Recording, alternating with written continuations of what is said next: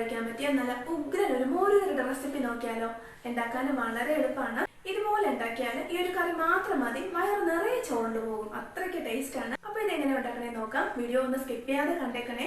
കൂടെ തന്നെ നമ്മുടെ ചാനലും കൂടി ഒന്ന് സബ്സ്ക്രൈബ് ചെയ്ത് സപ്പോർട്ടും കൂടി ചെയ്യാം. വീഡിയോ ഇഷ്ടപ്പെട്ടാലൊന്ന് ലൈക്ക് ചെയ്യാനും മറക്കരുത്. അപ്പൊ നമുക്ക് നേരെ വീഡിയോയിലേക്ക് പോകാം. അപ്പോൾ നമ്മളിവിടെ തയ്യാറാക്കാൻ പോകുന്നത് കുമ്പളങ്ങ വെച്ചിട്ടുള്ള മോരുകറിയാണ്. അപ്പോൾ അതിനായിട്ട് ഞാനൊരു ചെറിയ പീസ് കുമ്പളങ്ങ എടുത്തിട്ടുണ്ട്. അപ്പോൾ ഇത് നന്നായിട്ടൊന്ന് ക്ലീൻ ചെയ്ത് ചെറിയ കഷ്ണങ്ങളാക്കിയിട്ടൊന്ന് കട്ട് ചെയ്തിട്ടെടുക്കാം.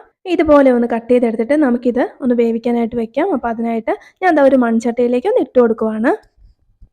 കൂടെ തന്നെ ഒരു 2 പച്ചമുളകും കൂടി ഒന്ന് ഒടിച്ചിട്ട് കൊടുക്കാം. ഇനി 1/2 ടീസ്പൂൺ അളവിൽ മഞ്ഞൾപ്പൊടി ചേർത്ത് കൊടുക്കാം. ആവശ്യത്തിനുള്ള വെള്ളം ഒഴിച്ചു കൊടുക്കാം. ഞാനിപ്പോൾ 1 കപ്പോളം ഒഴിച്ചു കൊടുക്കുന്നുണ്ട്.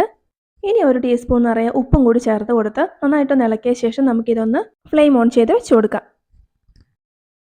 നല്ലപോലെ ഒന്ന് തിളച്ച് നന്നായിട്ടൊന്ന് വെന്ത് വരട്ടെ. ഇത് വെന്ത് വരുന്ന ടൈമിൽ നമുക്കിതിലേക്ക് വേണ്ടുന്ന തേങ്ങ ഒന്ന് റെഡിയാക്കിയിട്ട് എടുക്കാം. ഞാനിവിടെ 1 കപ്പ് അളവിൽ തേങ്ങ എടുത്തിട്ടുണ്ട്. ഇത് നമുക്കൊരു മിക്സിയുടെ ജാറിലേക്ക് ഒന്ന് ഇട്ട് കൊടുക്കാം. ഇനി ഒരു 1/4 ടീസ്പൂൺ അളവിൽ നല്ല ജീരകം ചേർത്ത് കൊടുക്കാം. 1/2 ടീസ്പൂൺ അളവിൽ മഞ്ഞൾപ്പൊടിയും കൂടി, ഒരു 1/4 ടീസ്പൂൺ അളവിൽ മുളക് പൊടിയും കൂടി ഇട്ട് കൊടുക്കാം. 2 ചുവന്നുള്ളി ഒന്ന് കട്ട് ചെയ്തിട്ട് കൊടുക്കാം. കൂടെ തന്നെ 2 വെളുത്തുള്ളിയും കൂടി ഇതുപോലെ ഒന്ന് കട്ട് ചെയ്തിട്ട് കൊടുക്കുന്നുണ്ട്.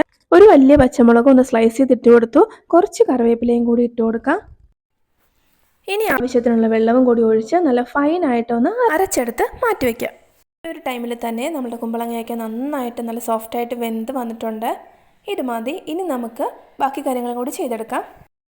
നമ്മൾ അരച്ച് വെച്ചിരുന്ന തേങ്ങയുടെ കൂട്ട് ഇതിലേക്ക് അങ്ങ് ഒഴിച്ചു കൊടുക്കാം. ഇനി ഇതെല്ലാം കൂടി നന്നായിട്ടൊന്ന് തിളച്ച് അരപ്പിൻ്റെ ആ ഒരു പച്ചച്ചുവയും കാര്യങ്ങളൊക്കെ ഒന്ന് മാറി വന്നോട്ടെ. നമുക്കൊന്ന് ഇളക്കി കൊടുത്തുകൊണ്ട് ഒന്ന് കുക്ക് ചെയ്തിട്ട് എടുക്കാം. ഇപ്പോൾ ഇതാ ഒരു 2-3 മിനിറ്റ് ആയിട്ടുണ്ട്. അരപ്പിൻ്റെ ആ ഒരു പച്ചച്ചുവയും കാര്യങ്ങളൊക്കെ ഒന്ന് മാറിയിട്ടുണ്ട്. ഇനി നമുക്ക് ഇതിലേക്ക് തൈര് ചേർത്ത് കൊടുക്കണം. ഞാനിതിലേക്ക് മീഡിയം പുളിയുള്ള 2 കപ്പ് തൈരാണ്, അധികം കട്ടയില്ലാത്ത തൈരാണ് എടുത്തിട്ടുള്ളത്. അപ്പോൾ ഇത് നമുക്ക് ഈ ഒരു സ്റ്റേജിൽ ഒഴിച്ചു കൊടുക്കാം. ആദ്യം 1 കപ്പ് ഒഴിച്ച് നന്നായിട്ടൊന്ന് ഇളക്കി കൊടുക്കാം. അപ്പോൾ നമ്മൾ ഇതുപോലെ തൈര് ഒഴിച്ച് കൊടുക്കുമ്പോൾ ഒരു വിസ്ക് വെച്ചിട്ടോ കോർക്ക് വെച്ചിട്ടോ മറ്റോ തൈര് നന്നായിട്ടൊന്ന് അടിച്ചെടുത്തിട്ട് വേണം ഒഴിച്ചു കൊടുക്കാൻ. മിക്സിയിൽ തൈര് നന്നായിട്ടൊന്ന് അടിച്ചു കഴിഞ്ഞാൽ അതങ്ങ് വെള്ളം പോലെ ആയിപ്പോവും. അതിൻ്റെ ആ ഒരു കുറച്ചെങ്കിലും ക്രീമി പരുവം നിലനിർത്താൻ വേണ്ടിയിട്ടാണ് നമ്മൾ കോർക്ക് വെച്ചിട്ട് അല്ലെങ്കിൽ വിസ്ക് വെച്ചിട്ടൊന്ന് അടിച്ചു കൊടുത്തിട്ട് ഒഴിച്ചു കൊടുക്കാൻ പറയുന്നത്. ഇനി മീഡിയം ഫ്ലെയിമിൽ വെച്ചിട്ട് എല്ലാം കൂടി നന്നായിട്ടൊന്ന് ഇളക്കി യോജിപ്പിച്ച് കൊടുക്കാം. ഉപ്പ് കാര്യങ്ങളൊക്കെ വേണമെന്ന് നോക്കിയിട്ട് ഇട്ട് കൊടുക്കണം. അതുപോലെ തൈര് ഒഴിച്ച് കഴിഞ്ഞാൽ പിന്നെ നമ്മൾ തിളയ്ക്കാൻ അനുവദിക്കരുത്. നന്നായിട്ടൊന്ന് പതഞ്ഞ് വന്നാൽ മാത്രം മതി. അതുവരെ നമ്മൾ ഇതുപോലെ ഒന്ന് ഇളക്കിക്കൊണ്ടിരിക്കുക. തൈര് തിളച്ച് കഴിഞ്ഞാൽ അതങ്ങ് പിരിഞ്ഞു പോകും. ഇതിൻ്റെ ഒരു പുളിയും കാര്യങ്ങളൊക്കെ ഒന്ന് ബാലൻസ്ഡ് ആകാൻ വേണ്ടിയിട്ട് ഇതിലേക്ക് ഒരല്പം പഞ്ചസാര ചേർത്ത് കൊടുക്കണം.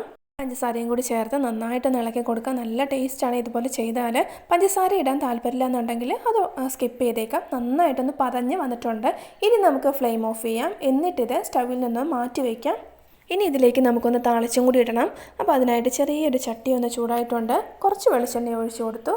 ഇനി ഒരു 1/4 ടീസ്പൂൺ അളവിൽ ഉലുവ ചേർത്ത് കൊടുക്കാം.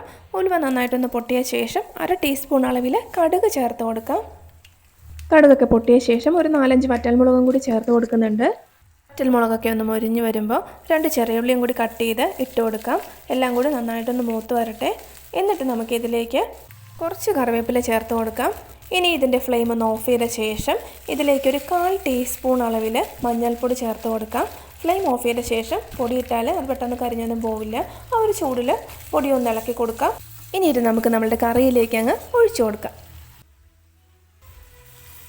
അപ്പോൾ നമ്മളുടെ കുമ്പളങ്ങ കൊണ്ടുള്ള നല്ല ടേസ്റ്റുള്ളൊരു മോരുകറി ഇവിടെ റെഡി ആയിട്ടുണ്ട്. നല്ല ചൂട് ചോറിനൊപ്പം ഇത് മാത്രം കൂട്ടി കഴിക്കാൻ നല്ല ടേസ്റ്റാണ്. അപ്പോൾ ഇതുവരെ ഇതുപോലെ ട്രൈ ചെയ്യാത്തവരുണ്ടെങ്കിൽ ഒന്ന് ട്രൈ ചെയ്ത് നോക്കുക. വീഡിയോ ഇഷ്ടപ്പെട്ടാലൊന്ന് ലൈക്ക് ചെയ്ത് നമ്മുടെ ചാനലൊന്ന് സബ്സ്ക്രൈബ് ചെയ്ത് സപ്പോർട്ടും കൂടി ചെയ്യാൻ മറക്കല്ലേ. അപ്പോൾ നമുക്ക് മറ്റൊരു നല്ല റെസിപ്പിയുമായി